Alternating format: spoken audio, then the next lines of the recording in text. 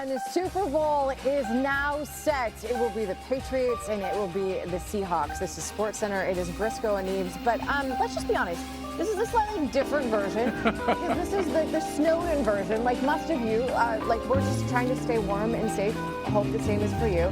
But if you're looking for some entertainment, hi, just come hang with us for the next hour. Because we do have everything to wrap up your championship Sunday, except the drink. So feel free to serve yourself because we might be. Let's start in the NFC. Third meeting of the season between the Rams and the Seahawks, but the winner of this one goes to the Super Bowl. Let's pick up the action. First quarter, Sam Darnold looking to get to that final game. Of course, Matthew Stafford's already been there and won it. 35 situation for Seattle. Darnold to Rashid. Shaheed gets behind the defense. Big gain there at 51 yards. They are in LA territory.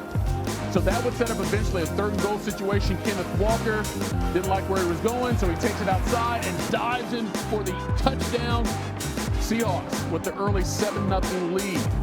About 2 minutes to play in the half. Rams take the lead 13-10, but there's time to play before the half. Darnold taking a deep shot to Jackson Smith and Jigba. Game tougher than well done steak. Gain of 42, takes the big hit there, hangs on to the ball. So later, less than 30 to play, Darnold to JSN, wide open in the end zone. JSN had 115 receiving yards in the first half. That's the most of the first half of a conference championship game since 2016. Seattle up 17-13 at the break. Let's go to the third quarter. Seahawks now hits him in the shoulder. He can't bring it in. That muff sets up this. Darnold, who has been a polar bear's toenails. That throw to Jake Bobo. Just the fourth reception of the season for Bobo. That's how you get it done. 24-19, make it 24-20 with the extra point. And then Darnold, just enough for the catch. Keeping the drive alive. It's 3rd and 3. Cooper Kupp, yes, the former Ram, gets the score and the touchdown for the Seahawks, put them up 31-20. 2 minutes to go in the third. LA, they've got time. They've got a response until, almost picked off, looking for Nakua. And you see a little talking going on from the Seahawks over on the LA Rams sideline. And yeah, throw the flag. Why are you doing that, bro? Because all that did was maybe set up this. Take a look at the illustration. Where do you go? Yep, Nakua from Stafford. What a throw. What a catch. Backing up. Gets it cradled before he goes to the ground. And the Rams come right back with the response, with the score. And you're like, yeah, you messed up, dog. What's going on? Let's get it together. We had the lead. Let's keep it. They do have the lead. It's 31-27. It's 4th and 1. And Stafford had a receiver, but instead tries to run it. Just gets enough for the first down. Got to do what you got to do in the postseason. But now another 4th down. 4th and 4. And it's incomplete. They had an opportunity to kick the field goal to make it a 1-point game, but Sean McVay's like, we got to score a touchdown here to get the lead. Couldn't do it. So now with 10 seconds to go, they got the ball back. Stafford to the sideline for Puka Nakua, makes the catch, but he was inbounds. And so the clock runs out. And that's how the game would end. That's a good tackle, good call by the official because he was inbounds. The clock would not stop. And Sam Darnold and the Seahawks are headed to the Super Bowl for the 4th time. And how about this? Darnold, of the 5 quarterbacks drafted in the first round of 2018, 3 have been MVPs, 5 have been first-team All-Pros. He's the first one to go to the Super Bowl. But guess what? He's played for 5 different franchises. You know, it's every once in a while we get to talk to someone who we're genuinely excited to speak to. And in this particular case, 100%. It is Sam Darnold.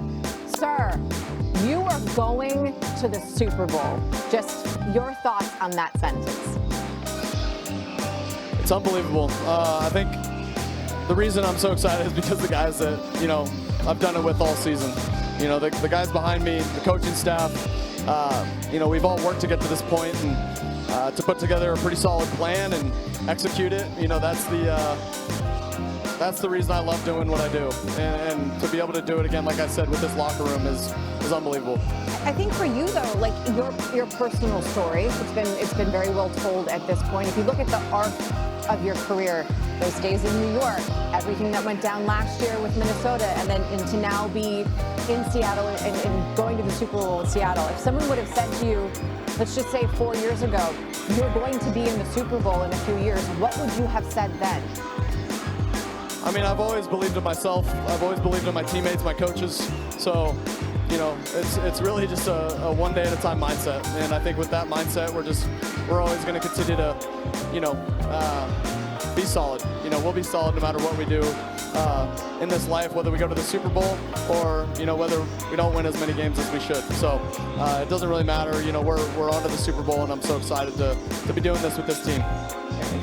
And that's the second time you've referenced this team, Sam. And obviously you know well as anybody, it's so much importance in how you have success is based on the surroundings and the people around you. What is it about this particular team and this roster and this locker room culture that has made you guys so successful this season?